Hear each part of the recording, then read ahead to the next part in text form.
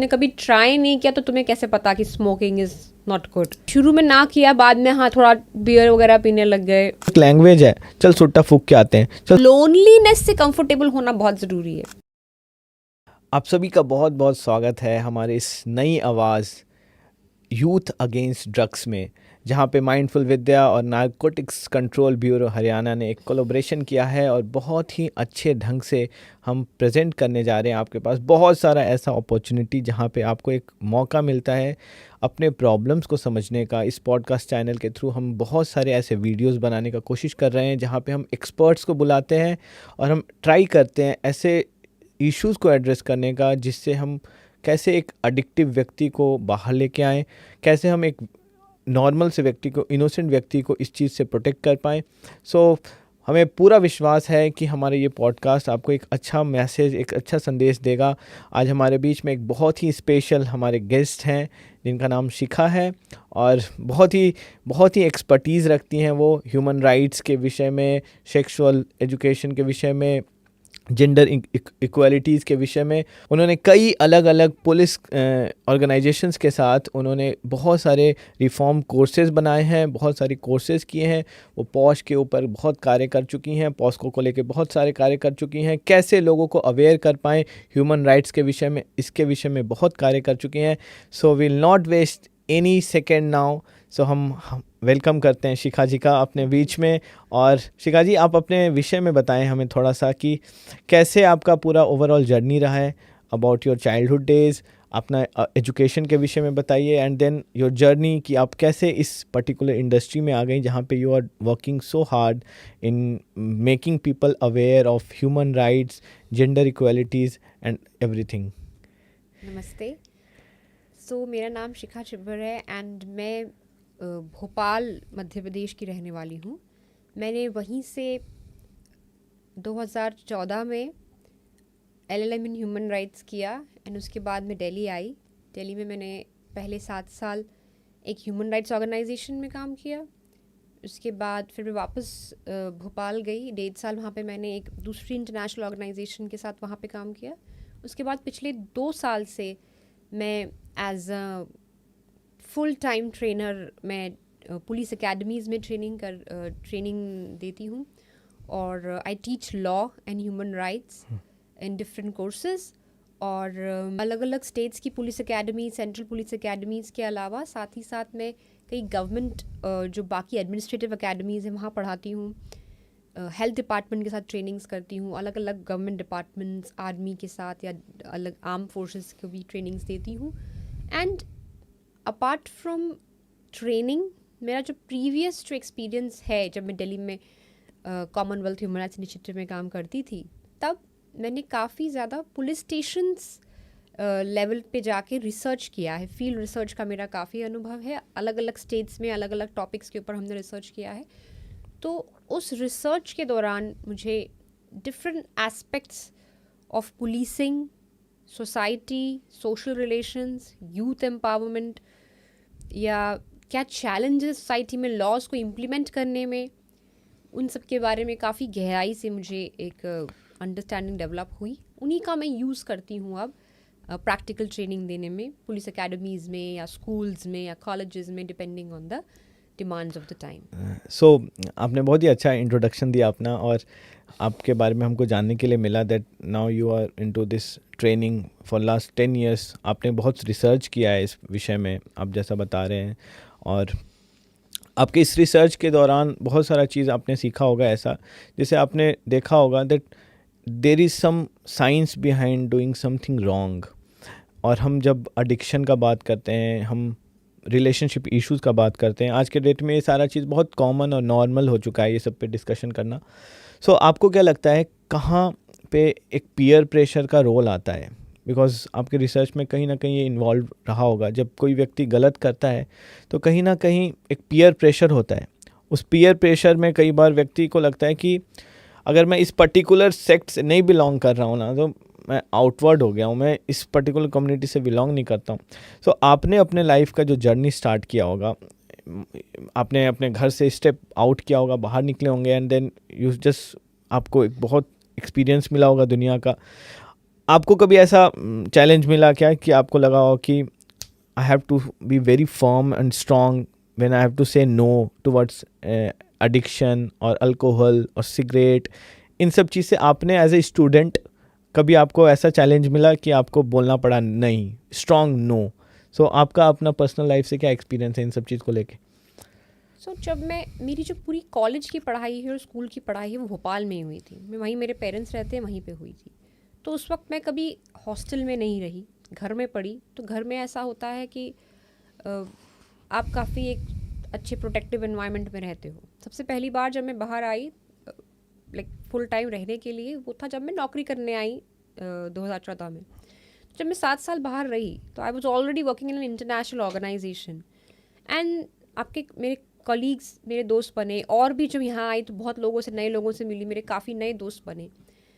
तो उस समय में मैंने एक चीज़ महसूस की कि मैं तब ना ड्रिंकिंग करती थी, ना स्मोकिंग करती थी, ड्रग्स तो बिल्कुल नहीं करती थी, एंड मैं चाय भी नहीं पीती थी, कॉफ़ी भी नहीं पीती थी। तो ये मेरा लाइफस्टाइल था। तो जब मैं आके जब लोगों को बोलने लगी, जब कोई पार्टी में गए तो बड़ा कि तुम नहीं पीते हो, कोई बात नहीं, ट्राई करके देखो, आप अल्कोहल ट्राई करके देखो या आप स्मोकिंग ट्राई करके देखो, ट्राई तो करना चाहिए। तुमने एक जो सबसे कॉमन जो आर्ग्यूमेंट जो रिपीटेडली मुझे सुनने को मिलता है कि तुमने कभी ट्राई नहीं किया तो तुम्हें कैसे पता कि स्मोकिंग इज़ नॉट गुड, या तुमने ये बियर ट्राई नहीं करी, या ये विस्की ट्राई नहीं करी, या ये स्कॉच ट्राई नहीं करी, तुम्हें कैसे पता कि इट्स नॉट गुड।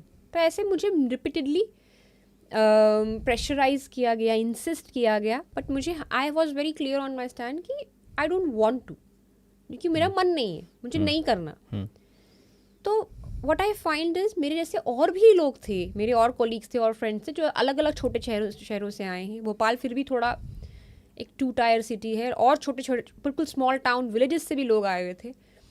तो मैंने देखा बहुत सारे लोग ऐसे थे जिनमें मेरे जैसे ना कहने की कॉन्फिडेंस नहीं था। तो दे वर लाइक कि शुरू में ना किया, बाद में हाँ थोड़ा बियर वगैरह पीने लग गए, थोड़ा एक आध स्मोक किया, बाद में स्मोकर हो गए, या कभी वीड ट्राई कर लिया तो they got into drugs also. So कहीं ना कहीं मैं जब अपने आप को डिफरेंट देखती हूँ तो मैं सोचती हूँ कि मैं ये सोचती हूँ कि the only difference in my journey was that if मैंने डिसाइड किया है कि ये चीज़ मुझे नहीं करनी, तो I was very assertive and clear about it.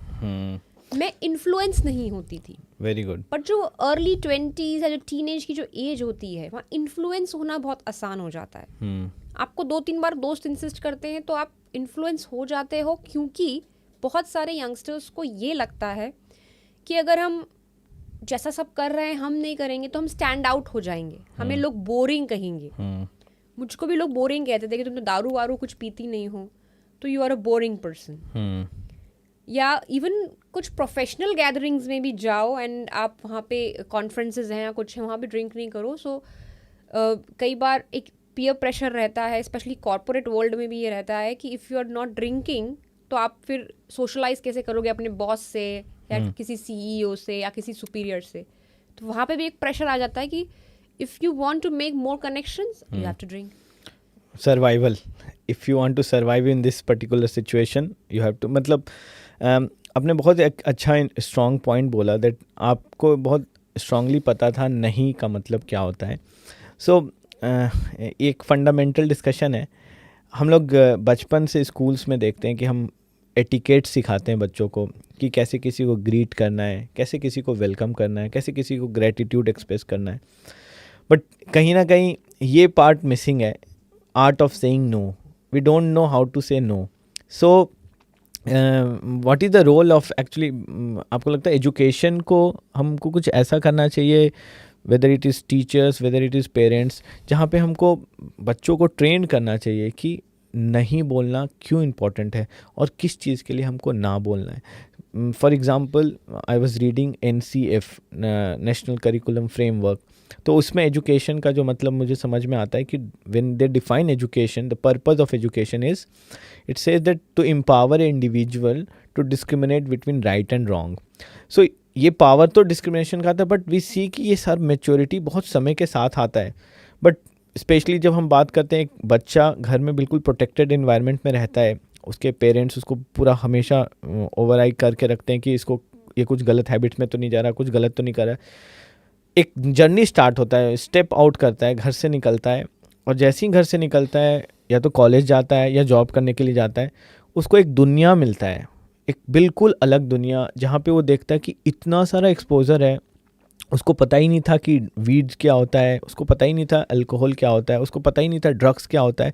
और ग्रेजुअली एक इन मोमेंट ऑफ कि ये तो सब लोग कूल लोग कर रहे हैं, स्मोकिंग तो सारे जितने भी लोग हैं सब बहुत, देखो कितने चिल रहते हैं, मस्त रहते हैं, खुश रहते हैं, और एकदम से वो एक्सेप्टेंस आ जाता है बच्चे के अंदर। तो व्हाट डू यू थिंक कि पेरेंट्स को या टीचर्स को क्या ऐसा चीज़ बच्चों को सिखाना चाहिए that they should learn a art of saying no? तो ये एक दिन में तो नहीं हो सकता, बचपन से सिखाना पड़ेगा। बचपन से अगर हम पेरेंट्स या टीचर्स या अडल्ट्स अगर बच्चों को सिखाना चाहते हैं कि उन्हें जो चीज़ पसंद नहीं है उसको ना बोलना है, उसके लिए पहले उनको बच्चों को ये सिखाना पड़ेगा या ये बच्चों से निकलवाना पड़ेगा या उन्हें समझाना पड़ेगा कि आपको क्या पसंद नहीं है। जो पसंद नहीं है उसको आप नो बोलोगे, या जो आपके लिए सही नहीं है वो आप उसको नो बोलोगे। तो सही और गलत में फ़र्क करना उनको सिखाना पड़ेगा। बच्चा असली में क्या चाहता है वो उसे सिखाना पड़ेगा। कई बार क्या होता है कि पेरेंट्स बचपन से ये कंपैरेटिव एनवायरनमेंट में उनको पालते हैं कि देखो तुम्हारे ताऊ जी का बच्चा ये कर रहा है, तुमको भी ये करना है, वो स्कूल में एडमिशन ले रहा है, तुमको भी ये करना है, या तुम्हारे पड़ोसी के बच्चे ने इतने नंबर लाए, तुमको भी लाने चाहिए, या जो भी है। कई बार हम संस्कार भी ऐसे देते हैं कि पड़ोस के बच्चे को देखो जितनी बार मिलता है पैर छूता है, तुम नहीं करते हो तो तुमको पैर छूना चाहिए, नहीं तो लोगों को लगेगा हमने अपने बच्चे को कुछ सिखाया नहीं, तो तुम भी पैर छुआ करो। समटाइम्स वो सेम वैल्यू है, पैर सबको छूना चाहिए या अदाब करना चाहिए या हेलो नमस्ते जो भी करना चाहिए, it's a way of showing respect. ये वैल्यू होना चाहिए कि आपको कोई भी एल्डर या कोई भी मिलता है, you should greet them by saying hello नमस्ते आदाब, जो भी आप सिखाना चाहते हैं। बट ये कहने की जगह आपकी अप्रोच अगर ये रहेगी कि क्योंकि दूसरे का बच्चा कर रहा है तुम नहीं कर रहे हो, हम अच्छे नहीं लगेंगे, तो ये जो कंपैरेटिव एंगल आता है तो बच्चे के अंदर कहीं ना कहीं वो एक प्रेशर डाल के आता है कि I have to do something to please others, to look good. So हम बच्चों को ये नहीं सिखा पा रहे हैं to be good, to look good. तो उस लुक गुड के चक्कर में अगर बच्चा छोटी उम्र से ही अगर ये सीख रहा है कि हमें अच्छा कैसे दिखूं, कैसे कूल लगूं, या कैसे एक अच्छा व्यक्ति, एक्सेप्टेबल पर्सन बनूं, प्लीजिंग पर्सनालिटी बनूं, तो जब तक वो कॉलेज में या स्कूल में या जो जॉब में आएगा तब तक उसके अंदर वो सेम सेंटिमेंट बचपन से जो नर्चर हुआ है वही रहेगा कि how do I become acceptable in that crowd. बचपन में हो सकता है कि वो छोटी मोटी चीज़ें हों, प्रेशर्स हों कि तुम कोई ड्रेस कैसी पहन रहे हो, ब्रांडेड जूते पहन रहे हो, ये छोटी मोटी चीज़ें हो सकती हैं। कोई कूल पेन यूज़ करना, कूल पेंसिल यूज़ करना, कूल बैग या बॉटल यूज़ करना हो सकता है, जो पेरेंट्स ही फुलफिल करा रहे हैं दूसरों से कंपेयर करके। कॉलेज में आके या ड्यूरिंग जॉब जब वो बड़े हो जाते हैं, अर्ली 20s में आ जाते हैं या टीनेजर्स होते हैं, उस टाइम पे वही चीज़ कुछ बड़ी बड़ी चीज़ों के लिए हो सकती है। वो कंपैरिजन या देखा देखी करके फॉलो करना, प्लीज़ करना दूसरों को, वो हो सकता है इट बिकम्स फॉर स्मोकिंग या ड्रिंकिंग के लिए, कि वो इसलिए नहीं ड्रिंक कर रहा है क्योंकि उसको मन है हाई होने का, इसलिए स्मोक नहीं कर रहे क्योंकि उसको मन है डीप डाउन कि मुझे स्मोकिंग करना है। वो इसलिए कर रहे हैं बिकॉज सब लोग कर रहे हैं, that is like a style या फिर सम स्टेटस सिंबल, या इट कैन बी कि सब कर रहे हैं तो मुझे भी करना चाहिए, to fit in the crowd या फिट इन द ग्रुप। और इस वजह से वो भी प्लीज़ करने के लिए, अपने दोस्तों को प्लीज़ करने के लिए या एक्सेप्टेबल लगने के लिए, they also and up doing this. And फिर नेक्स्ट स्टेज फिर ये होता है कि वो ड्रग्स भी ऐसी ट्राई करते करते दे गेट इनटू इट, फिर एडिक्ट ओकेजनल हो जाता है, फिर एडिक्शन हो जाता है। So, इसमें कई बार ये होता है कि जो सेंटिमेंट है कि मुझे ना बोलना आना चाहिए, वो पेरेंट्स चाहते हैं कि बच्चों को ना बोलना आना चाहिए, तुमने ना क्यों नहीं बोला, बट वो बच्चे को सिखाते नहीं है बचपन से वो चीज़। तो वो एकदम से उसको जवानी में आके वो कैसे होगा। सो हमको I would really like to say कि पेरेंट्स को बचपन से बच्चों को सिखाना चाहिए, उनकी इंडिविजुअलिटी को नर्चर करो कि जो उन्हें पसंद है, क्या उनके लिए सही है, क्या उनके लिए गलत है, और जो उनको पसंद नहीं है या जो वो नहीं करना चाहते उसके लिए उनको प्रेशराइज ना किया जाए, और क्या सही है क्या गलत है ये सिखाया जाए उनको, रादर कि ये सिखाना कि दूसरे कर रहे हैं तो तुमको करना है. बहुत अच्छा. That comparative angle and competitiveness should be not there in small things. तभी वो बड़ी बाद में जाके वो प्लीजिंग पर्सनालिटी नहीं बनेगा. वेरी वेरी नाइस पॉइंट्स सिखाया आप जो बता रहे हैं. इसको थोड़ा बेसिक्स में लेके जाते हैं हम, थोड़ा और डिटेल में जाने का कोशिश करते हैं. देखिए आज के डेट में सोसाइटी ने स्कूल्स में बच्चों को एक अच्छा एजुकेशन देना स्टार्ट किया. That bad touch, good touch, इन सब चीज़ के बारे में बात होता है. हम देखते हैं कि जो अल्कोहल है ना उसको सोसाइटी ने एक्सेप्ट किया हुआ है. That's why we see liquor shop, मतलब बिल्कुल ग्लैमराइज्ड किया हुआ है लीकर शॉप को. तो एक एक्सेप्टेंस है as a society, we have accepted it, it is a normal thing. ये सुनना भी बहुत नॉर्मल है कॉर्पोरेट कल्चर में और बाहर के फैमिलीज़ में, दैट मैं ओकेजनली ड्रिंक करता हूँ. तो कहीं ना कहीं इसके बारे में हम डिस्कशन ही नहीं करते हैं that how harmful it could be. ये कितना नुकसानदेह हो सकता है अगर हम इसके जंजाल में फंस गए. Because addiction is not a it's very easy to say addiction, but it is more like a disease actually. जैसे किसी व्यक्ति को खुजली का बीमारी हो जाता है ना, तो आप उसको नहीं बोल सकते कि यार तू खुजली मत कर. ज्ञान से वो काम नहीं करेगा क्योंकि उसको खुजली हो रहा है. सो उसको ट्रीट करना पड़ेगा, उसके रूट को उसको ट्रीट करना पड़ेगा. ये खुजली हुआ कहाँ से, इसको ये रिएक्शन आया कहाँ से, ये इचिंग इशू है क्या. सिमिलरली जब हम ये कंपैरिजन और ये सारा चीज़, it's all like a disease. वो बच्चा उस पैटर्न में घुस चुका है कि वो हर चीज़ कंपेयर करता है बिकॉज उसके परवरिश उसका ऐसा हुआ है. पेरेंट्स को भी हम ब्लेम नहीं कर सकते because parents also see similar thing in their professional life. उनको भी ऐसे ही दिखता है जहाँ पे वो कंपैरिजन नहीं होता या कुछ नहीं होता, दे डोंट फील लाइक कि मैं एडवांस कर रहा हूँ या फिर मैं प्रोग्रेस कर पा रहा हूँ या मुझे प्रमोट किया जा रहा है. सो दे समहाउ और अदर फील दिस प्रेशर कि कहीं अगर मैं अपने बच्चों के अंदर ये वाला चीज़ नहीं डालूंगा. सो हम एक पर्टिकुलर एक जोन में फंसे हुए, एक साइकिल में फंसे हुए हैं जहाँ पे कंपैरिजन एक्सेप्टेड है, जहाँ अल्कोहल एक्सेप्टेड है. But all of a sudden जब व्यक्ति इसके ट्रैप में फंस जाता है तो we don't have any option left, और हम फिर उस चीज़ को अवॉइड करने के लिए वी थिंक कि हम कैसे अब इसके बारे में डिस्कस करें जब it's already too late. What I feel कि पेरेंट्स को भी ट्रेनिंग का आवश्यकता है, और plus as a society we have to make this thing abnormal कि this is not normal. Drinking is not normal. It means you are trying to depend on something else. It is like you are trying to escape from the reality. Because unless until we will not start saying these things, because bad touch, good touch का concept क्यों आया? Because we started feeling it is wrong. Similarly, if we are not taking this seriousness कि ये बहुत serious issue है, because एक बच्चा कुछ समय के बाद पहले कूल बनने के लिए सिगरेट पीता है बट उसको पता ही नहीं चलता ओवर ए पीरियड वो कब एडिक्ट हो जाता है. कॉर्पोरेट्स में हम देखते हैं कि एक लैंग्वेज है, चल सुट्टा फूक के आते हैं, चल सुट्टा फूक के आते हैं. हम कैसे इस चीज़ को ओवरकम करें? What is the role of the society, at the same time parents, teachers, आपको क्या लगता है? हमें अपनी सोसाइटी में, इंक्लूडिंग हमारी फैमिलीज़ में, हमारे वर्क प्लेस में, स्कूल्स में, कॉलेजेस में, we need more alternatives than the substance abuse. यानी कि अगर कोई स्ट्रेस है, किसी को एंजाइटी है, किसी को टेंशन है, किसी को ट्रॉमा है, कुछ भी हो सकता है. हम एक चीज़ हम लोग को समझनी चाहिए, हम सबके जीवन में कोई ना कोई टेंशन होती है, कोई ट्रॉमा होता है, कोई इमोशनल वीकनेस हो सकती है. We all, nobody is perfect, we all have our limitations and our weaknesses.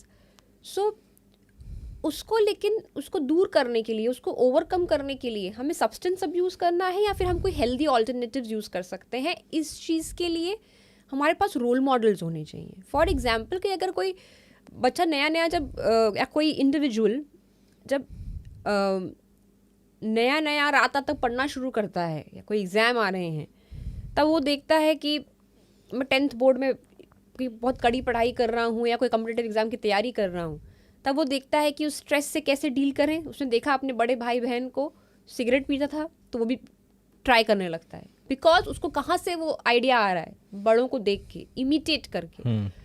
Work place पे गया, उसको लग रहा है कि लोग अपनी थकान को दूर करने के लिए एंड ऑफ द डे क्या कर रहे हैं, how they are doing it, तो और यहाँ वो ड्रिंक कर लेते हैं. या ड्रिंकिंग पार्टी में जाके डांस करते हैं दारू पी के, यू नो, उस सेंस में, तो फिर उसको लगता है यार मुझे भी दारू पीना चाहिए अपना डे, यू नो, पैसिफाई करने के लिए।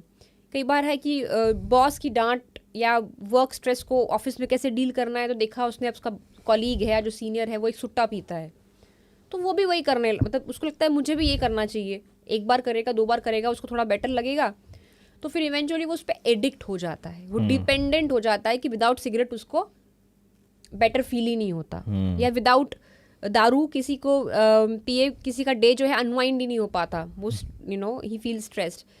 तो this is how it starts, कि शुरू में आइडियाज ही दूसरों को देख के आते हैं, एंड जो दूसरे जो कर रहे होते हैं वो चीज़, they are more number of people जो कि डी स्ट्रेस करते हैं बाय लेट्स से स्मोकिंग और drinking rather than who are doing it by some dancing और बाय रनिंग। ओके, सो हमें ऐसे ऑल्टरनेटिव हेल्दी चीज़ें, हेल्दी चॉइसेस अपनाने वाले रोल मॉडल्स की ज़रूरत है अपने वर्क प्लेस में, अपने कॉलेज में, अपने फैमिली में, तभी हमको वो हेल्दी आइडियाज़ आएंगे, तभी हम उन चीज़ों से निपटने के लिए बेटर चॉइसेस ले सकते हैं। So that is why we need more role models. And ऐसा भी हो सकता है कि आप ऐसी किसी जगह पे जहाँ का कोई रोल मॉडल नहीं है, लेकिन माई ऑर्गेनाइजेशन मैंने जब ज्वाइन किया तो वहाँ पे कोई भी ऐसा व्यक्ति नहीं था जो दारू, सिगरेट, चाय, कॉफ़ी कुछ नहीं पीता। So people use to make fun of me कि तुम तो बोरिंग हो, तुम्हारा क्या लाइफ है, तुम कुछ पीते नहीं हो। So but what was a thing, I was okay with it, I was okay with being called a boring person. So and eventually क्या हुआ, जब बहुत साल हो गया, आज की डेट में मैं भी छोटे शहर से आई, बड़े शहर में आके इस्टेब्लिश हो गई एंड ऑल ऑफ दैट, तो बहुत लोग ये भी बोलते हैं कि मुझे रोल मॉडल मानते हैं कि देखो, या मेरे छोटे कज़न्स को एग्जांपल देते हैं कि शिखा जो हैं वो इतने सालों से दिल्ली में रह रही थी, उन्होंने, वो दारू नहीं पीती, वो ड्रग्स नहीं करती, वो हैश या वीट ट्राई नहीं करती, वो स्मोकिंग नहीं करती, तो why do you have to do it अपनी टेंशन से निजात पाने के लिए? So if you get more role models around us जो हेल्दी लाइफस्टाइल जीते हैं, तो हम पे या यूथ पे एक बेटर बहुत अच्छा बता रहे हो, इम्पैक्ट पड़ सकता है। यस, आपने एक बहुत अच्छा पॉइंट बोला, रोल मॉडल। इसमें ना मुझे लगता है कि लोगों को सिखाना चाहिए सिलेक्टिव होना। सिलेक्टिव क्या होना, हो सकता है मुझे एक पर्टिकुलर क्रिकेटर का बहुत अच्छा एटीट्यूड लगता है क्रिकेट खेलना, इट डज़ नॉट मीन कि अगर मैं भी क्रिकेट खेलता हूँ तो मुझे सब कुछ उससे सीख लेना है। सो हमको बहुत इंटेलिजेंट होना होगा टू डिसाइड कि मुझे इनसे क्या चीज़ सीखना है, क्या नहीं। जैसे एक पिक एंड चूज करना आना चाहिए। जैसे एक बहुत ही सुंदर स्टोरी हम लोग सुनते हैं कि एक फादर थे, उसके 2 बच्चे थे, और वो फादर बहुत ज़्यादा ड्रिंक करते थे, बहुत नशा करते थे। तो 2 बच्चे थे, उसका एक बच्चा बिल्कुल ही उनकी तरह नशेड़ी बना, नशा करने लगा। दूसरा बच्चा बहुत अच्छा रिस्पॉन्सिबल बच्चा बना। तो दोनों से पूछा गया कि भाई मतलब तुम क्या चीज़ किससे सीखे? तो उसने बताया कि मैं अपने फादर से सीखा ड्रिंक करना, और दूसरे वाले ने बोला मैंने भी अपने फादर से सीखा कि ड्रिंक नहीं करना चाहिए। क्यों? क्योंकि मैं जब भी देखता था अपने फादर को ड्रिंक करके आते थे तो घर का माहौल पूरा ख़राब हो जाता था। सो सिलेक्ट करना कि मुझे अपने हो सकता है ऑफिस में मेरा कोई रोल मॉडल हो, मेरा बॉस मेरा आइडियल हो, बट ज़रूरी नहीं है कि जैसे बॉस अपने आप को अनमाइंड करते हैं मैं भी वैसे ही करूँ। So we have to be very selective. और मुझे कहीं ना कहीं लगता है कि ये बहुत स्ट्रांगली ये नरेटिव्स हैं जो हमको डिस्कस करना चाहिए बच्चों के साथ, हमको रेगुलर बेसिस में बात करना चाहिए। It's all about how mindful you are. जब आप लोगों के साथ डील करते हो, हाउ माइंडफुल यू आर। आप सपोज पार्टी में गए हो, पार्टी का you go and enjoy, there is nothing wrong in it, but at the same time you have to be mindful कि यहाँ पे मैं अपने मर्यादा को कहाँ क्रॉस कर रहा हूँ। सो डेवलपिंग और talking about principles, values in one's life. जैसे मैं आपको एक एग्जांपल देता हूँ, हम देखते हैं जैसे कहीं पे शहादत हो जाता है, कहीं पे कोई शहीद हो जाता है, तो न्यूज़ चैनल वाले उसको बहुत अच्छे से बताते हैं। वो इस चीज़ को बताने का कोशिश करते हैं कि कैसे हम इस चीज़ के प्रति we are very very concerned, और हम म्यूज़िक के थ्रू, इस चीज़ के थ्रू एक सेंटिमेंट्स डेवलप करने का कोशिश करते हैं। But over a period we notice क्या कि हम एडवर्टाइज करते हैं, उसके एडवर्टीजमेंट में हम क्या दिखाते हैं, we don't have any control over it. Movies का बात अगर हम करें तो मूवीज़ में भी इन सब चीज़ को प्रमोट किया जाता है कि पार्टी का मतलब क्या होता है, कॉलेज का मतलब क्या होता है। कई ऐसी मूवीज़ है जिसमें कि बहुत ही अब्यूज़िव तरीके से इन सब चीज़ को प्रमोट किया जाता है, बहुत ही गलत तरीके से इनको दिखाया जाता है, और लास्ट में दिखा देते हैं दैट हीरो है जो ड्रिंक करके पार्टी कर रहा है। Okay, so what is your stand on this, that movies और मीडिया का क्या बड़ा रोल है इन सब चीज़ के को लेके? यस, चाहे मूवीज़ हों, चाहे हमारे अराउंड अस कॉलीग्स हों, हमारे सहपाठी हों, सब जितने भी लोग हैं उनसे बहुत इम्पैक्ट तो पड़ता ही है, बिकॉज हम डायरेक्ट इन्फ्लुएंस में रहते हैं, हम डे टू डे के उनको देखते हैं, तो it's very easy to get influenced. तो that is the whole thing.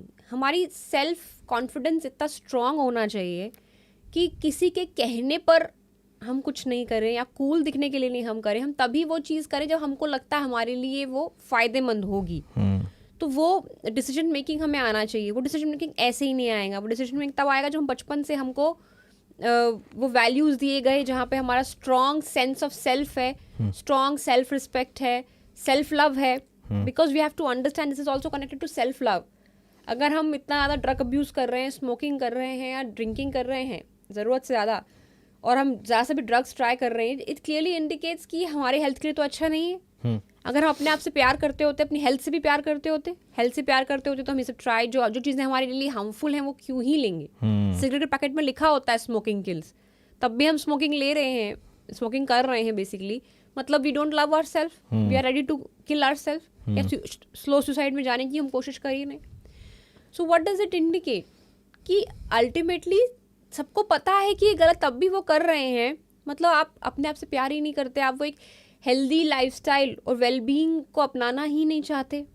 So self love self love को नर्चर करना, अपने में कॉन्फिडेंस लाना, ये एकदम से नहीं होगा। पेरेंट्स को बचपन से एक रिस्पॉन्सिबल पेरेंटिंग की आदत डालनी पड़ेगी कि वो जब शादी हो जाती है, ऐसे ही बच्चे हो जाते हैं, it doesn't work like that. आपको एक पेरेंट बनने से पहले कैसे अपने बच्चों की अच्छी परवरिश करनी है, आपकी परवरिश से और अच्छी परवरिश करनी है, जिससे उनकी इमोशनल वेलबींग इम्पॉर्टेंट रहे।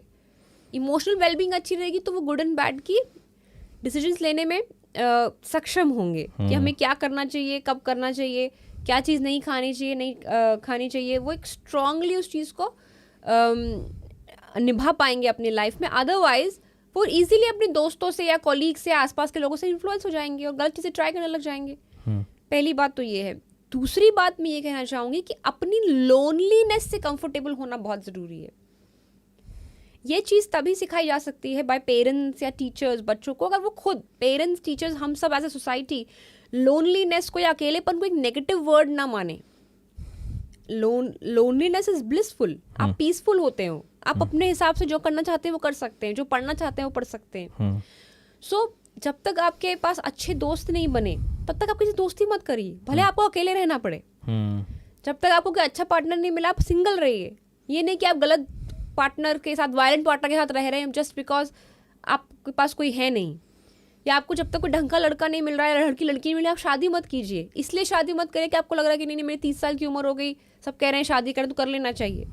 So the point is don't do something until and unless आप उस चीज़ से फुली सेटिस्फाइड हो कि हाँ ये चीज़ करके मुझे खुशी मिल रही है, I am happy now, I want to really do it, not because that social pressure की सब कर रहे हैं तो मुझे भी करना चाहिए। तो मैं यही चाहूँगी, सबकी अपनी इंडिविजुअलिटी होती है, सबकी अपनी टाइम लाइन होती है। So doing something when you want two is very much important.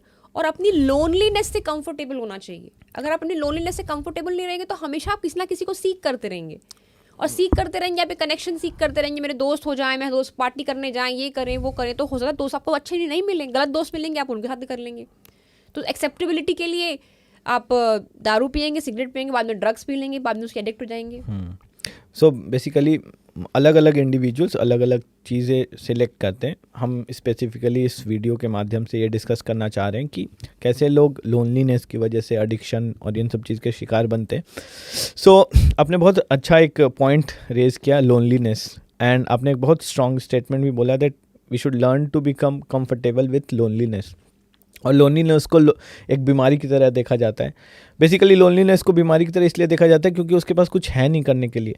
But if a person is full with purpose, वो चाहता है कि मैं लोनली हूँ। जैसे एक ऑथर, वो चाहता है कि मुझे अकेलापन मिले। एक रिसर्चर, उसको लगता है कभी कि मुझे अकेलापन मिले। एक सेलिब्रिटी, कई बार सेलिब्रिटी दे वांट कि मुझे थोड़ा अकेलापन मिले because they have so much to do. Similarly मुझे लगता है स्पिरिचुअलिटी का इसमें बहुत बड़ा रोल है। स्पिरिचुअलिटी का रोल क्यों है? प्रहलाद महाराज एक बहुत बड़े किरदार हैं। श्रीमद् भागवतम में उन्होंने एक टीचिंग्स दिया। वो 5 साल के बच्चे हैं लेकिन उनका नॉलेज बहुत एडवांस है, बहुत मैच्योर है। तो उन्होंने एक नॉलेज दिया, उन्होंने ज्ञान दिया। वो ज्ञान में वो बोलते हैं कि एक बच्चा रोता है, कभी कभी एक बच्चा रोता है, बट जब उसकी मम्मी या पापा उससे पूछते हैं कि तुम क्यों रो रहे हो, तो वो उसका कारण नहीं बता पाता कि मैं क्यों रो रहा हूँ। लेकिन कुछ ना कुछ कहीं ना कहीं उसके दिमाग में अटका हुआ है। सिमिलरली एक बड़ा व्यक्ति भी कभी कभी एंग्शियस होता है, एंग्जाइटी शो करता है, एजिटेशन शो करता है, और वो उस एजिटेशन में, एंग्जाइटी में उसको पता नहीं होता कि कहाँ पे मेरा एंकर फंसा है और किस लिए मैं रो रहा हूँ। सो कहीं ना कहीं मुझे लगता है spirituality has a lot to do with this. और स्पिरिचुअलिटी अगर होगा व्यक्ति के जीवन में, तो कहीं ना कहीं अपने आप को उस अकेलेपन में मेडिटेशन के थ्रू अपने लाइफ के उस पर्पस को फिर से रिवाइंड कर पाएगा, रिवाइव कर पाएगा। तो आई थिंक हम इस वीडियो के माध्यम से ये भी एक संदेश देना चाहते हैं that if you feel sometime lonely और आपको लगता है कि आप बिल्कुल समाज से अलग हटे हुए हो, I think you should explore spirituality. और एक सही मेंटर के गाइडेंस में अगर आप स्पिरिचुअल लाइफ को प्रैक्टिस करने का कोशिश करते हैं, आई एम श्योर कि आप बहुत इम्पैक्टफुल हो सकते हैं। तो शिखा, मेरा नेक्स्ट जो क्वेश्चन है आपसे वो ये है कि आपने कई रिसर्च किया है, आप बता रहे हैं 10 साल रिसर्च किया है, और अलग अलग पुलिस स्टेशंस में जाके अलग अलग केसेस पे आपने रिसर्च किया होगा। So do you have some example और सम केस स्टडी जहाँ पे आपको लगता है कि इस पर्टिकुलर केस को अगर इस तरीके से हैंडल किया गया होता तो शायद बेटर तरीके से हेल्प हो सकता था? कहीं पे कोई कल्प्रिट है, कहीं पे कोई विक्टिम है, तो आप अपने रिसर्च से कुछ हमको बताइए जहाँ से हमारे ऑडियंस को कुछ अच्छा संदेश जाए। एक चीज़ जो स्पेशली जब हम एडिक्ट्स की बात करते हैं, वहाँ पे सबसे बड़ी प्रॉब्लम ये आती है सेकेंडरी विक्टिमाइजेशन। सेकेंडरी विक्टिमाइजेशन क्या है कि जो व्यक्ति एडिक्ट बन गया वो कहीं ना कहीं एक विक्टिम है, क्योंकि उसको जो भी सप्लायर था वो उसको ड्रग्स बेचता गया। पहले हो सकता है वो ट्राई किया हो, क्यूरियस हो, ओकेजनल हो, but the moment a person becomes dependent on drugs for एक नॉर्मल लाइफ जीने के लिए, तो वो एक विक्टिम हो गया। क्योंकि नाउ अब वो जब तक वो ड्रग्स नहीं मिलेगी उसकी नॉर्मल लाइफ हो ही नहीं पा रही है, तो वो एक विक्टिम है। तो विक्टिम का जब सेकेंडरी विक्टिमाइजेशन हो जाता है, दैट इज़ वेरी प्रॉब्लमैटिक। मतलब ऐसे कई सारे आपको उदाहरण मिल जाएंगे अगर आप जेल में जाके स्टडी करेंगे, या रिहैबिलिटेशन सेंटर में जो लोग हैं उनसे बातचीत करेंगे, या थानों में जो कई बार जो अरेस्टेड लोग वहाँ पे जिनको लेके आते हैं उनके बारे में स्टडी करेंगे। तो थाने में कई बार क्या होता है कि ड्रग एडिक्ट है, छोटा मोटा क्राइम कर दिया या कुछ बड़ा क्राइम भी कर दिया, उसको थाने में लेके आ गए, कई बार कई दिन हो जाते हैं कोई उनके बारे में पूछने के लिए नहीं आता। क्यों? क्योंकि उनकी फैमिली उनको ऑलरेडी आउटकास्ट कर चुकी है। और कानून तो उनको बुरा ही मानता है। या जेल में भी चले गए तो वहाँ पे भी उनको तो बुरा ही मान रहे कि ड्रग एडिक्ट है। सो व्हाट हैपेंस इज कि उनका वो ऑलरेडी विक्टिमहुड से गुजर रहे हैं, क्योंकि they have been dependent on drugs. उसके साथ ही साथ दे अगेन बिकम डिपेंडेंट, उनको और एक्स्ट्रा मेडिकल इमोशनल केयर की ज़रूरत है उस वक्त, उस एडिक्शन वाले फेज से बाहर आने के लिए। उसमें और विक्टिमाइजेशन ये हो जाता है कि पेरेंट्स जो हैं वो बिल्कुल ही उनका साथ छोड़ देते हैं। एंड ये बहुत कॉमन फिनोमिना है, वो बिल्कुल और अकेले पड़ जाते हैं। तो जो शायद डिप्रेशन पहले नहीं होगा वो और ज़्यादा मेंटल डिप्रेशन हो जाता है, बिकॉज सेल्फ वर्थ बिल्कुल ख़त्म हो जाती है। दे स्टार्ट हेटिंग देमसेल्व्स कि मैंने इतना ज़्यादा अपना लाइफ ख़राब कर ली कि अब मेरे को कोई पसंद नहीं करता। And that is like the collapse. बहुत अच्छा आपने एक पॉइंट बोला ये ना, कि मतलब काइंड ऑफ आउटकास्ट कर देते हैं उनको समाज से, लेबलिंग कर देते हैं, यार ये नशेड़ी है, ये गंजड़ी है। उसको हम एज ए बीमारी नहीं देखते। अगर आप किसी बीमार व्यक्ति, किसी को फीवर है, तो आप उसको ऐसे नहीं बोलते अरे ये बीमार है, ये बीमार है। मतलब आप उसको बिल्कुल रिजेक्ट नहीं करते हैं। इट्स नॉट लाइक कि you don't want to see them. कभी कभी ऐसा होता है जब कोई ड्रग्स अब्यूज़ व्यक्ति होता है या फिर अल्कोहलिक होता है या एडिक्टिव होता है, उसके अंदर कई बार ये देखा गया है कि उसको कहीं ना कहीं लगता है कि मैं सोसाइटी से अलग हट चुका हूँ, और समहाउ अदर फिर वो ऐसे एसोसिएशंस ढूंढता है जहाँ पे उसको ऐसे लोग मिल जाएं, लाइक माइंडेड लोग मिल जाएं जो भी ऐसे तड़प के, क्योंकि जब आप उस जोन में घुस जाते हो तो अगर आपकी गर्लफ्रेंड ने आपको छोड़ दिया तब आप दारू पीते हो, अगर आज आपका पैचअप हो गया तब आप दारू पीते हो, आज मेरे दोस्त का पार्टी है तो मैं दारू पी रहा हूँ, आज मेरा दोस्त बीमार है तो मैं दारू पी रहा हूँ। मतलब रीज़न ढूंढते हैं हम उस चीज़ को रैशनल, बिकॉज मेरे को समाज ने लेबलिंग कर दिया है क्या कि तुम एक अल्कोहलिक हो।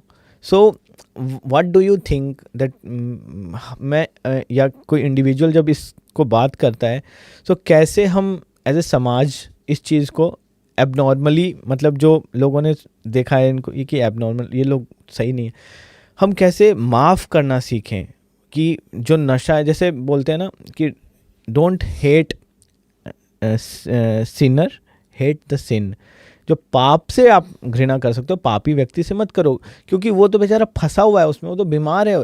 सो ये जो कंपैशन है जो लोगों को दिखाना चाहिए ऐसे लोगों के साथ, जहाँ से मुझे लगता है कि इंडिविजुअल्स को ये लोनलीनेस या फिर डिस्करेजमेंट नहीं मिलेगा, ये एक बहुत बड़ा रोल है जो समाज को करना चाहिए as a parents also, as a जब हम कॉरपोरेट्स में बात करते हैं तो कलीग्स को भी सपोर्ट करना चाहिए।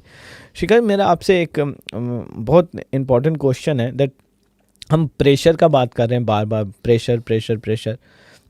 कई बार प्रेशर एक ऐसा रोल निभाता है इस पर्टिकुलर चीज़ में कि व्यक्ति ना, उसको लगता है कहीं ना कहीं कि मैं बिल्कुल ही सरवाइव नहीं कर पाऊंगा इस पर्टिकुलर सिचुएशन में, और वो इतना वीक बन जाता है कि उसको लगता है कि आई हैव टू सरेंडर, और सरेंडर करता है क्या कि इतने बड़े इस जोन में घुस जाता है। सो हम देखते हैं जेंडर इक्वालिटी का बात होता है, और आप जेंडर इक्वालिटी का बात करते हैं तो आपने कई बार नोटिस किया होगा कई जगह पे बहुत इंपॉर्टेंट है इस चीज़ को प्रमोट करना, लेकिन कई बार लोग ना because of their immaturity they think कि अगर लड़का 10 सिगरेट फूंक रहा है तो मैं एक लड़की होकर कैसे सिगरेट नहीं पी सकती, मुझे भी 10 सिगरेट पीना है। तो वो जो कंधे से कंधा मिलाने वाला कॉन्सेप्ट यहाँ पे भी अप्लाई होता है। आपको क्या लगता है इसमें हमको जेंडर इक्वालिटी को कैसे समझाना चाहिए, या वुमेन्स को कैसे समझाना चाहिए कि we don't have to compete in this field also, there is nothing good about this, rather हमको इस चीज़ को बात करना चाहिए कि लड़कों को भी नहीं करना चाहिए। लेकिन हम क्या करते हैं कि हमको लगता है नहीं यहाँ पे भी इक्वालिटी होना चाहिए, सो लेट मी ऑल्सो, मैं भी वीड करूँगी, मैं भी ड्रग्स करूँगी।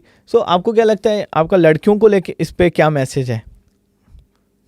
See this is very normal कि जो लड़की बेचारी बचपन से डिस्क्रिमिनेशन फील कर रही है घर में, हमेशा अगर उसके साथ भाई हैं या कज़न ब्रदर्स हैं, हमेशा उनको ज़्यादा इंपॉर्टेंस मिल रही है, उससे कम मिल रही है। स्कूल में भी जो उसके मेल कॉलीग्स हैं, मतलब मेल स्कूलमेट्स हैं, उनको ज़्यादा इंपॉर्टेंस मिल रही है, उससे कम इंपॉर्टेंस मिल रही है। वो बुली हो रही है as a girl, sexual harassment हो रहा है उसका स्कूल में या बाद में as a young adult outside.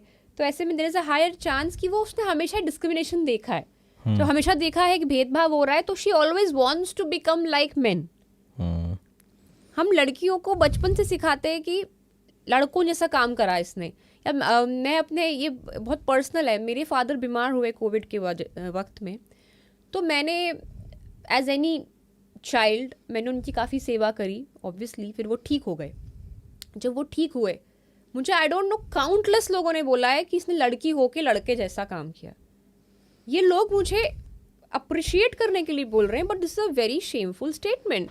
आप मेरे अगर आपको लगता है कि मैंने जो किया वो अप्रिशिएट करने योग्य, आप अप्रिशिएट करना चाह रहे हैं तो बोलिए कि आपने बहुत अच्छी सेवा करी अपने पेरेंट्स की। बट अगर आप ये बोल रहे हैं कि आपने लड़कों जैसा किया, मतलब आप कहीं ना कहीं ये बताना चाह रहे हैं कि स्टैंडर्ड, कि द स्टैंडर्ड इज दैट अगर boy does it, it's a good, मतलब लड़के लोग अच्छे काम करते हैं, तुम भी लड़कों जैसे अच्छे काम करने लग गए हो। तो मतलब लड़का जो भी करता है वो अच्छा करता है, सुपीरियर करता है। ये तो मेरे साथ हुआ। बट ये आप दिन भर आप हर, चाहे अच्छे से अच्छी एजुकेटेड रिच फैमिलीज हो, वहाँ पे भी आपको ये मिलेगा, एंड हर तबके में यही चीज़ें मिलती हैं सुनने को। सो जब लड़का लड़की का जो ये जो भेदभाव है, जो बहुत ही एविडेंट रहता है, हर जगह हमने देखने को मिलता है, तो लड़कियाँ in general they try to do everything like a man. कुछ लोग तो नॉर्मल अपना जीवन, तो वो जो मैन जो गलत करते हैं वो भी वो करने की कोशिश करते हैं। Yes, yes. And the point is कि उसमें ऑब्वियसली ये है कि अगर वो दारू पी रहे हैं हमें भी पीनी चाहिए, लड़के भी तो पीते हैं, लड़के सिगरेट पी रहे हैं मैं भी पीऊंगी, वो ड्रग्स ट्राई कर रहे हैं मैं भी करूंगी, काइंड ऑफ थिंग. फिर लड़के other things we are facing these, other problem we are facing these days is that लड़के जैसे पहले बहुत डोमेस्टिक वायलेंस किया करते थे, मारपीट बहुत करते थे, मेन की जो थी. अब वुमन कहते हैं कि भैया मैं कम हूँ क्या, उसने मेरे को एक थप्पड़ मारे मैं 2 मारूंगी, वो भी उनको मारते हैं. तो वायलेंस से भी कंपीटिंग की आदमी मार सकता है, औरत भी मार सकती है. एंड वहाँ पे फिर क्या है कि क्योंकि आदमी जो कर रहे हैं उनको हम कॉल आउट नहीं कर रहे हैं, तो लड़कियां भी इमिटेट कर रही हैं.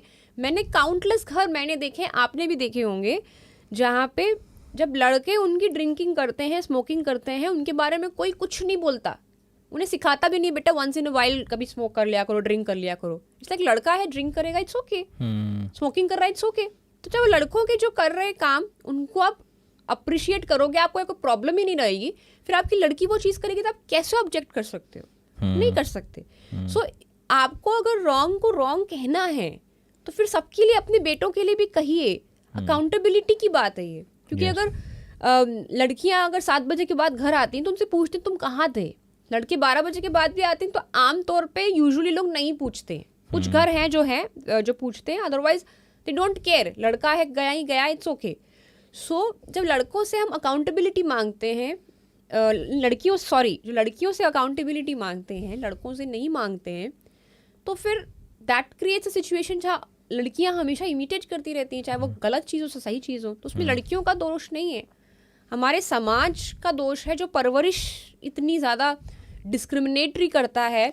लड़कियों को हमेशा वल्नरेबल सिखाता है कि तुम्हें अच्छी लड़की बनना है, और लड़कों पे कोई वैल्यू चेक नहीं रखता, कुछ भी करो तो दे एंड अप डूइंग एनीथिंग. वो इतने प्रिविलेज हो जाते हैं, इतने मैचो हो जाते हैं, इतने एंटाइटल्ड फील करते हैं कि मेरे पास तो मेरे बोलने में पापा मेरे कितने पैसा दे रहे हैं, मुझे कितनी फ्रीडम दे रहे हैं, तो वो कुछ भी करते हैं. चाहे सिगरेट हो, चाहे ड्रिंकिंग हो, और जिनके पास बहुत पैसा है वो बहुत ड्रग्स कर रहे हैं, तो because nobody is keeping an I on them at all. लड़कियों पे ज़्यादा कर रहे हैं. Yes. So that is the problem. आप कैसे ट्रीट करते हो उस प्रॉब्लम को?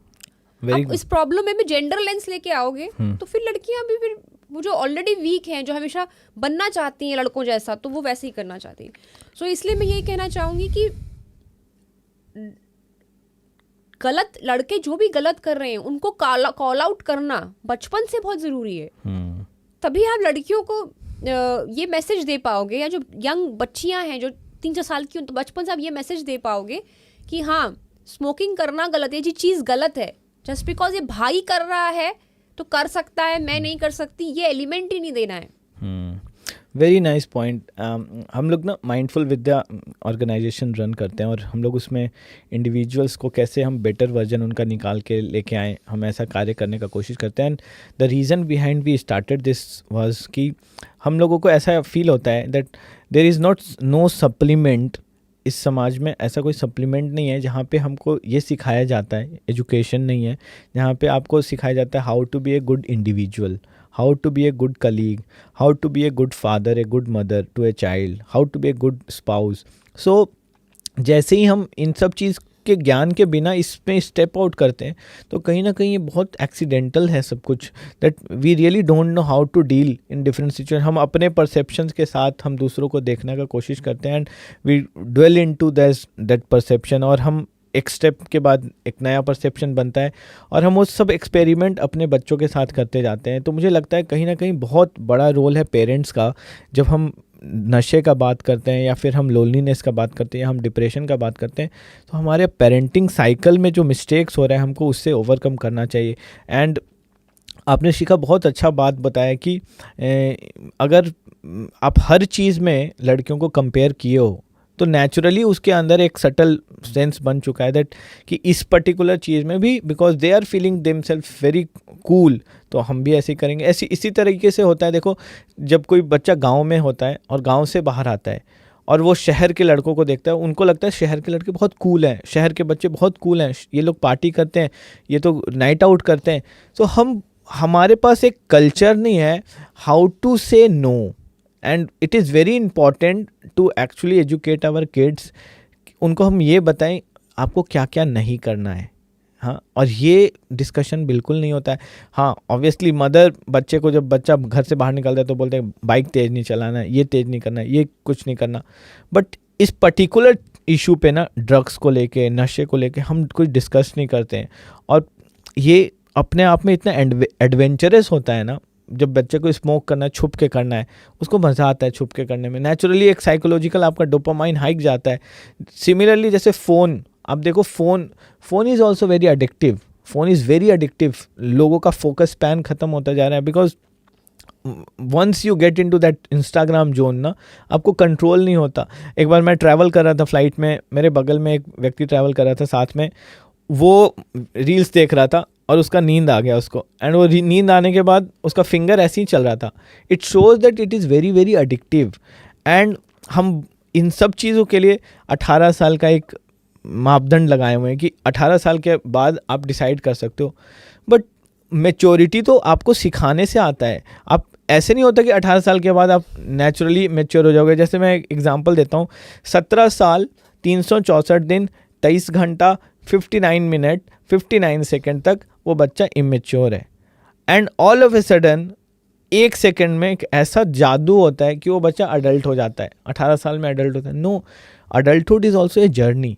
सो इस पर्टिकुलर जर्नी में we have to teach them many lessons. So what do you think, अगर आप एज ए ह्यूमन राइट्स का बात करो, सो कैसे सबसे इम्पॉर्टेंट ह्यूमन राइट क्या है आपके हिसाब से, जो आपको लगता है कि this is the thing which I think is missing, और ये लोगों को समझना चाहिए. As a human being they should be responsible about themselves. आपको क्या लगता है? देखिए, सबसे इम्पोर्टेंट ह्यूमन राइट है right to life. Right to life मतलब right to healthy life. Right to healthy life का मतलब है कि physical health and mental health दोनों अच्छी होनी चाहिए. अब मेंटल हेल्थ बचपन से तभी अच्छी हो सकती है if you have a strong sense of confidence, self love, self acceptance. Self acceptance तभी आएगी जब पेरेंट्स जो हैं वो बच्चों को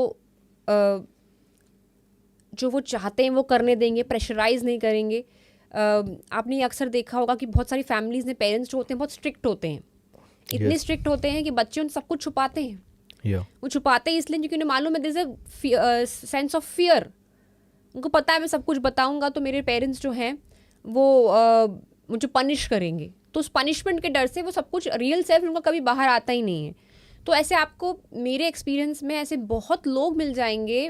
तो मेरे बहुत सारे दोस्त ऐसे हैं जिनके पेरेंट्स को पता नहीं है कि उन्होंने कि उनके बच्चे जो हैं वो अलग शहर में रहते हैं, वो दूसरे शहर में रहते हैं. तो पेरेंट्स डोंट नो कि उनके बच्चे जो हैं ड्रिंक करते हैं या स्मोक करते हैं या वीड या हैश करते हैं या फिर वो कोई ड्रग्स लेते हैं. तो उनको ये नहीं पता रहता कई बार कि उनके उनके बच्चों की लाइफस्टाइल क्या है, उनका गर्लफ्रेंड या बॉयफ्रेंड कौन है. So there is a strong disconnect. बच्चे की जो रियल सेल्फ है वो पेरेंट्स के सामने आती ही नहीं है. तो पेरेंट्स इसलिए हमेशा डिनाइल में रह जाते हैं कि हमारा बच्चा तो ड्रग्स कर ही नहीं सकता या हमारा बच्चा तो ऐसा नहीं है. एंड अक्सर आप जब पुलिस वालों से बात करेंगे तो ये देखेंगे कि अक्सर व्हाट हैपेंस इज कभी अरेस्ट करके लेके जाएं कोई ड्रग्स वाले केस में, या किसी ने कोई ड्रिंक एंड ड्राइव कर दिया और कुछ रैश ड्राइविंग में किसी को इंजर कर दिया या कुछ सीरियस केस भी हो गया. जब पुलिस अगर अरेस्ट करके लाती है there is a very common response from the parents of the children कि मेरा बेटा तो दारू पी ही नहीं सकता, वो तो दारू पीता ही नहीं है, आप झूठा इल्ज़ाम लगा रहे हो. So there is always aggression on the police कि वो हमारा बेटा दारू पीता ही नहीं है, ड्रग्स पीता ही नहीं, आपने झूठा केस बनाया है. एंड वो ऐसे झूठ नहीं बोल रहे होते parents, they have strongly believe. वो इतने डिनाइल में रहते हैं कि दे स्ट्रांगली बिलीव कि उनका बच्चा जो है वो नशा नहीं कर सकता. तो इसका मतलब क्या है कि हम एक ऐसी सोसाइटी में रहने लग गए हैं जहाँ पे बच्चे या फिर यंगस्टर्स एक दोहरी जिंदगी जीते हैं. एक जो उनके पेरेंट्स के सामने है और एक जो उनकी रियल सेल्फ है जो किसी को नहीं पता. और या फिर कई बार उनके दोस्तों को पता है, उनके पेरेंट्स को नहीं पता. सो ऐसे में बचपन से ही उनके पेरेंट्स ने एक इमोशनल कनेक्ट नहीं बनाया, इसलिए इतना स्ट्रिक्ट एंड एटीट्यूड रखा कि और देयर वाज नो फॉरगिविंग, अगर छोटी छोटी गलतियां भी हुई तो कोई फॉरगिविंग नहीं था, पूरा पनिशमेंट ही पनिशमेंट उनको मिलता रहा। तो फिर बच्चे फिर एकदम से बड़े आके बड़ी बड़ी बातें आपको कैसे बताएंगे कि उनकी गर्लफ्रेंड है या वो स्मोक करते हैं या ड्रिंक करते हैं। सो पेरेंट्स के लिए मैं ये बहुत एम्फसाइज करना चाहूँगी कि इफ़ पेरेंट्स वांट कि उनकी परवरिश ऐसी रहे जिसमें उनके बच्चे संस्कारी बने और कुछ गलत राह पे ना जाएं और ड्रग्स ना ट्राई करें या जो भी कुछ गलतियां करें उनसे शेयर करें, उसके लिए उनको बचपन से वैसा इमोशनली अवेलेबल होना पड़ेगा, फॉरगिविंग होना पड़ेगा। पेरेंट्स भी बहुत गलतियां करते हैं और एक्सपेक्ट करते हैं कि उनसे बड़े जो हैं वो उनको माफ़ कर दें। तो वो बचपन से भी आप अपने बच्चों को भी माफ़ करते रहोगे तो फिर वो फियर चला जाएगा, फिर बच्चे अपनी बातों को खुल के अपनी चैलेंजेस को शेयर कर पाएंगे, अपनी इमोशनल इश्यूज़ को शेयर कर पाएंगे। वो अपनी फीलिंग्स को शेयर करने के लिए अननोन स्ट्रेंजर्स को यूज़ नहीं करेंगे एज अ आउटलेट, कि मतलब जो लोग ठीक नहीं हैं उनको भी आपने फ्रेंड बना लिया, या आप इतना अपने आप को शेयर करना चाहते हो, अपनी बातों को शेयर करना चाहते हो कि आपने कोई ड्रगी जैसे दोस्तों को अपना दोस्त बना लिया, वो उसकी ज़रूरत नहीं पड़ेगी because you have your parents by your side. तो बचपन से वो परवरिश ऐसी होनी चाहिए जहाँ पे एक बॉन्डिंग रहे, वो स्ट्रिक्ट सेंस ऑफ फियर की जगह एक इमोशनल कनेक्ट रहे between parents and the children, between teachers and the children. Teachers का भी इतना ज़्यादा स्ट्रिक्ट अप्रोच होता है स्कूल्स में, कॉलेजेस में, कि मैनी अ टाइम्स जो पढ़ाई में जो प्रॉब्लम्स फेस कर रहे होते हैं बच्चे, वो टीचर के साथ शेयर नहीं कर पाते बिकॉज टीचर्स इनसेंसिटिव होती हैं टुवर्ड्स द चैलेंजेस जो स्टूडेंट्स फेस कर रहे हैं। तो इस वजह से वहाँ पे डिस्कनेक्ट रहता है। तो अगर टीचर्स भी थोड़ा रिसेप्टिव हों टुवर्ड्स द फीडबैक और ऑफ द चैलेंजेस या जो रियलिटीज़ ऑफ देयर स्टूडेंट्स, तब भी सिचुएशन बदलेगी because they will be able to, अगर वो घर पे नहीं तो एटलीस्ट टीचर्स के साथ शेयर करेंगे। स्पेशली उन कॉलेजेस में, उन स्कूल्स में जहाँ बच्चे घर से दूर रहते हैं और दूसरी जगह पढ़ते हैं, तो ऐसे में रिस्पॉन्सिबिलिटी और बढ़ जाती है उन टीचर्स की या उन प्रोफेसर्स की जो उन बच्चों को सुपरवाइज कर रहे हैं जो घरों से दूर हैं, सो दैट वो गलत राह में ना फंसें। They have an alternative outlet of sharing their emotions, creativity, sports या और डिबेट कंपटीशन, जो भी जिस फील्ड में भी वो हैं, जो भी उन्हें पसंद है उस चीज़ का उनके लिए एक प्लेटफॉर्म देना, एक फोरम देना जहाँ पे वो अपने टैलेंट को, अपने चैलेंजेस को एक्सप्रेस कर पाएँ, सो दैट वो फियर वाला एनवायरनमेंट ना रहे जहाँ पे वो एक अलग ही दुनिया बना लें। उनको पता है हमें ना पेरेंट्स समझते हैं ना टीचर्स समझते हैं, हमें कोई नहीं समझता, हमारे दोस्त समझते हैं। और दोस्त क्या समझते हैं? वो कुछ नहीं, वो दारू पी रहे हैं, ड्रिंकिंग कर रहे हैं, वो ड्रग्स ट्राई कर रहे हैं because they are just trying new things. और फिर कब पता नहीं वो ट्रायल से कब रेगुलर करने लगे, रेगुलर से आप कब डिपेंडेंट बन गए, आपको खुद को पता नहीं चला। तो डिपेंडेंसी अपने आप में एक बहुत बड़ी बीमारी है, चाहे वो ड्रग्स की हो, अल्कोहल की हो, स्मोक की हो, चाय की हो, किसी भी चीज़ की हो। सो बचपन से जैसे मेरे घर में मेरे रोल मॉडल थे, मेरी मम्मी चाय भी नहीं पीती थी। मतलब कभी सुबह उठ के दूध पिया तो पिया, अदरवाइज बिना चाय के भी हर डे वाज नॉर्मल। तो मतलब उनको चाय की भी ज़रूरत नहीं थी to kick start the day. तो डिपेंडेंसी सबसे बड़ी चीज़ होती है। तो वही, जब आप चाय पे डिपेंडेंट नहीं हो, आप स्मोकिंग पे डिपेंडेंट नहीं हो, ड्रिंक्स पे डिपेंडेंट नहीं हो, आप तो आपको ड्रग्स जैसी चीज़ पे डिपेंडेंट कभी बनोगे ही नहीं, because you don't need something to go ahead. तो इसलिए ये बहुत ज़्यादा ज़रूरी है फॉर अडल्ट्स, भले वो पेरेंट्स हों या टीचर्स हों, कि हमेशा एक एनवायरनमेंट ऑफ फियर की जगह वो एन एनवायरनमेंट ऑफ ऐसा एनवायरनमेंट बनाए जहाँ पे वो अप्रोचेबल हो, फॉरगिविंग हो, इमोशनल रिलेशनशिप, इमोशनल बॉन्डिंग बनाई हो उन्होंने बच्चों के साथ। तो हमेशा फिर फ्रीली लोग अपनी इन्फॉर्मेशन शेयर किया करेंगे, जो गलतियां हो गई, जो मिस्टेक्स होंगी, ब्लंडर्स हो गए, वो भी शेयर करेंगे।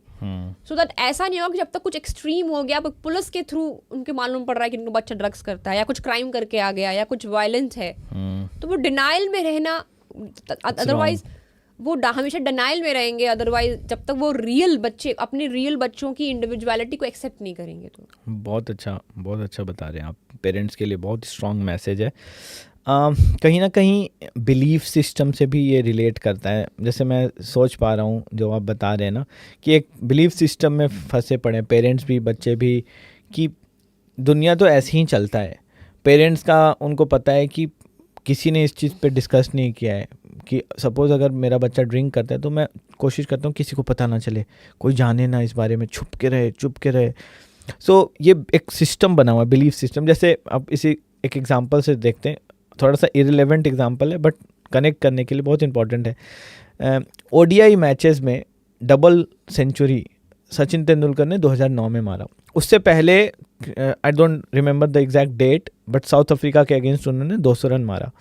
उससे पहले किसी ने 200 रन नहीं मारा था ओडीआई में, तो लोग 196 तक पहुंच जाते थे, 197 तक पहुंच जाते थे, उसके बाद थक जाते थे लिटरली। और सचिन तेंदुलकर ने भी 49th ओवर के पहले बॉल में सिंगल लेके 200 रन पहुंच गया। उसके बाद उसके पास 2 अपॉर्चुनिटी आए, रन लेके दोबारा आ सकता है स्ट्राइक पे, 204 भी मार सकता था, 206 भी मार सकता था, बट नहीं आए वो, बिकॉज उस दिन पहली बार वो एक बिलीफ सिस्टम टूटा कि ओडीआई में भी 200 रन लग सकता है। बट हुआ क्या, मैटर ऑफ 5 years 8-10 बैट्समैन ने और 200 रन मार दिया। द पॉइंट इज़ कि बिलीफ सिस्टम हम बना लेते हैं अपना, क्या कि एक जैसे बच्चे का बिलीफ सिस्टम है कूल बनने का मतलब है स्मोक करना। जो आपने एग्जांपल दिया, टीचर्स कुछ बच्चों को समझ नहीं पाते हैं और वो बच्चे धीरे धीरे बैक बेंचर बन जाते हैं।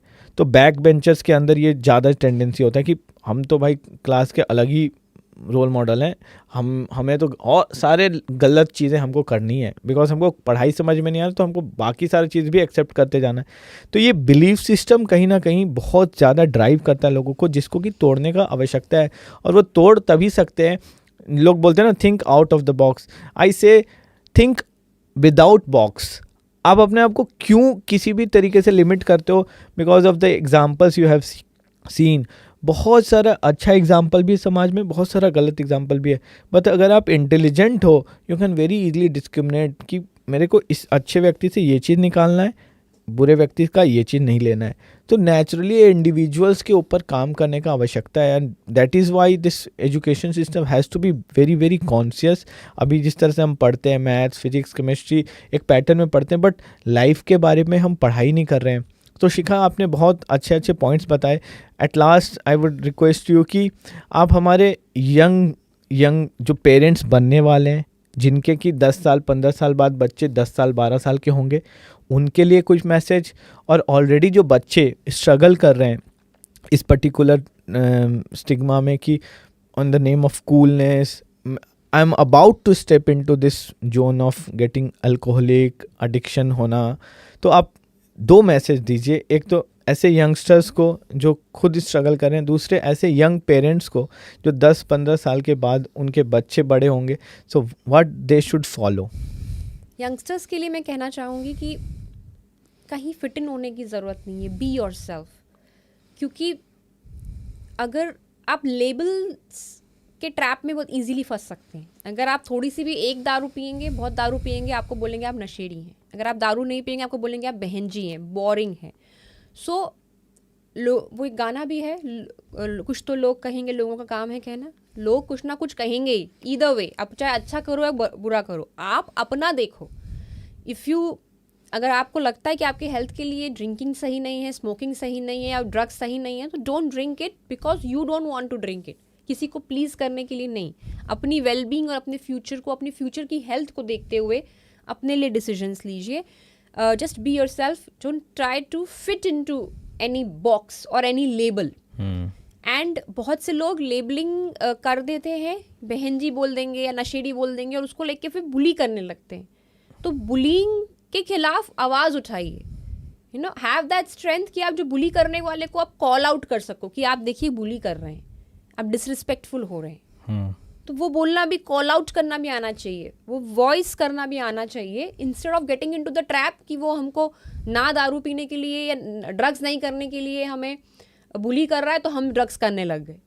या अगर हम थोड़ी सी ड्रिंक्स करते हैं या हम थोड़ी सी ड्रिंक्स करते हैं और हमको लोग नशेड़ी बोल रहे हैं तो हम बिल्कुल ड्रग्स ही करने लग गए कि भैया हमको अब तो नशेड़ी बोल ही दिया है तो अब ड्रग्स ही कर लो। सो हमको लेबलिंग नहीं, लेबलिंग चाहे कुछ भी करते रहें, we have to be unaffected and unapologetic about our wise decisions जो हम अपने लिए ले रहे हैं, खुद के लिए। एंड पेरेंट्स के लिए बहुत ज़रूरी है कि स्पेशली हमारे इंडियन कल्चर में ऐसा होता है कि शादी हो गई, बच्चे हो गए, 1 साल में 2 साल में बच्चे हो गए, so it's like a mandatory procedure, शादी हुई है तो बच्चे होंगे, बट ऐसा नहीं होना चाहिए। अगर आप प्रेग्नेंट हैं, आप बच्चे करना चाह रहे हैं, अगर आपके पेरेंट्स अच्छे नहीं थे, try to read books, take some classes and try your best to become how to become responsible parents. Parenting का जो आज मॉडर्न टाइम से हम देख रहे हैं, क्या हो रहा है, बहुत सारे पेरेंट्स बस ज़्यादा से ज़्यादा पैसा कमा के अपने बच्चे की नीड्स फुलफिल कर रहे हैं, बल्कि उनके इमोशनल नीड्स के बारे में वो जानना ही नहीं चाह रहे कि मेरा बच्चा चाहता क्या है। और वो बच्चों को भी सिखा रहे हैं कि आप भी ऐसा पढ़ाई करो, पैसा कमाओ। तो what about their emotional well being, what about their mental well being, what about their intellectual growth? ये सब तभी होगा अगर पेरेंट्स बच्चों का इमोशनली कनेक्ट होंगे, उनका साथ टाइम स्पेंड करेंगे। सबसे वैल्यूएबल चीज़ जो आज के समय में कोई भी पेरेंट अपने बच्चों को दे सकते हैं, वो है उनका समय। वो है खुद अपनी गलतियों को या जो उनकी डे टू डे लाइफ में जो गलतियां होती हैं उसको एक्सेप्ट करना बच्चों के सामने, ईगो को असाइड रख के। तभी पेरेंट्स बच्चों को ये मैसेज दे पाएंगे कि हाँ, गलती करना इज ओके, गलती को एक्नॉलेज करना आना चाहिए, उसके बाद इम्प्रूव करना आना चाहिए। फिर बच्चे भी कभी कोई गलती करेंगे, दे विल शेयर। और एक्सट्रीम कदम लेने से पहले दे विल थिंक अबाउट कि हाँ, हमारे पेरेंट ने इतने एक्सट्रीम सर्कमस्टेंसेस को रेजिस्ट किया था, तो मैं भी कर सकता हूँ। वो तो उस तरीके का रोल मॉडल पेरेंट्स को बनना पड़ेगा, तभी वो एक्सपेक्ट कर सकते हैं कि जब उनका बच्चा अगर आज 3-4 साल का है और बाद में 14, 15, 25 का होगा, तो वो भी एक स्ट्रॉन्ग बच्चा बनेगा। अगर आप अभी एक स्ट्रॉन्ग इंडिविजुअल एक पेरेंट के रूप में उनको दिखेंगे तो दैट इज़ वेरी इंपॉर्टेंट। तो वो बच्चे कहने से किसी का नहीं सीखेंगे, वो पेरेंट्स क्या कर रहे हैं उनको देख के सीखेंगे, because we don't learn from what we are told to do, we learn from what we see, what others are doing, what our parents are doing, our teachers are doing. So parents को खुद एक अच्छा role model बनना पड़ेगा। आप कोई father रोज या हर Saturday Sunday खूब दारू पी के ये नहीं एक्सपेक्ट कर सकते कि उसका बच्चा ड्रग्स को छुए ना, बिकॉज अगर आप बचपन से बच्चे को ये दिखा रहे हैं कि आप बहुत ज़्यादा दारू को पसंद करते हैं, आप अल्कोहलिक हैं या बहुत ही ड्रिंक लविंग पर्सन हैं, तो बच्चा आपसे एक स्टेप आगे जा सकता है, वो ड्रग्स ट्राई कर रहा है। फिर हाउ डू यू से कि मेरे बच्चे ने ड्रग्स कैसे कर ली, मैं तो सिर्फ दारू पीता हूँ? नहीं, आपने उसको मैसेज दिया कि योर हेल्थ डजंट मैटर, खूब दारू पियो, तो उसको लग रहा है कि ठीक है, पापा दारू पी रहे थे, मैं ड्रग्स कर लेता हूँ, ज़माना बदल गया है। Very nice. सो अगर पेरेंट्स अपनी हेल्थ का ख्याल रखेंगे तो फिर तभी बच्चों को मैसेज जाएगा कि उनकी हेल्थ भी वैल्यूएबल है और वो भी वैल्यूएबल है। बहुत अच्छा शिखा जी, आपने बहुत ही अच्छा बताया। तो आपने लास्ट में एक तरह से बहुत ही अच्छा कंक्लूसिव मैसेज दिया पेरेंट्स के लिए, walk what you talk and talk what you walk. So ये बहुत ही इम्पोर्टेंट संदेश दिया आपने शिखा जी, बहुत बहुत धन्यवाद आपका, आपने अपना समय निकाला और अपने एक्सपीरियंस को शेयर किया। सो आई होप आप सब लोगों को ये बहुत ही अच्छा और इन्फॉर्मेटिव सेशन लगा होगा। एंड हम चाहते हैं कि हम और डे टू डे लाइफ में आपको कनेक्ट करने के लिए ऐसे कंटेंट लेके आएँ जो कि आपको प्रैक्टिकली हेल्प कर पाए इफ़ यू आर एडिक्टेड, और अगर आपके आसपास कोई आपका बहुत जानने वाला, पहचानने वाला, आपका बहुत नियर और डियर वन कोई इस चीज़ से स्ट्रगल कर रहा है, तो आप उसको हेल्प कर पाएँ। सो प्लीज़ इस कमेंट बॉक्स में आप प्लीज़ शेयर कीजिए अपना ओपिनियन कि हम लोग और किस कंटेंट पे डिस्कशन करें। हमारे पास बहुत सारे एक्सपर्ट्स आते रहेंगे और इस नई आवाज़ को, जो कि हमारा एक वॉइस है सेइंग यूथ अगेंस्ट ड्रग्स, हम इसको और मजबूत बना पाएँ। सो प्लीज़ आप सब लोग हमको इस कमेंट बॉक्स के थ्रू अपना मैसेज कन्वे कीजिए। We are very very grateful to all of you, आपने अपना समय दे के इस पूरे सेशन को अटेंड किया। Thank you so much.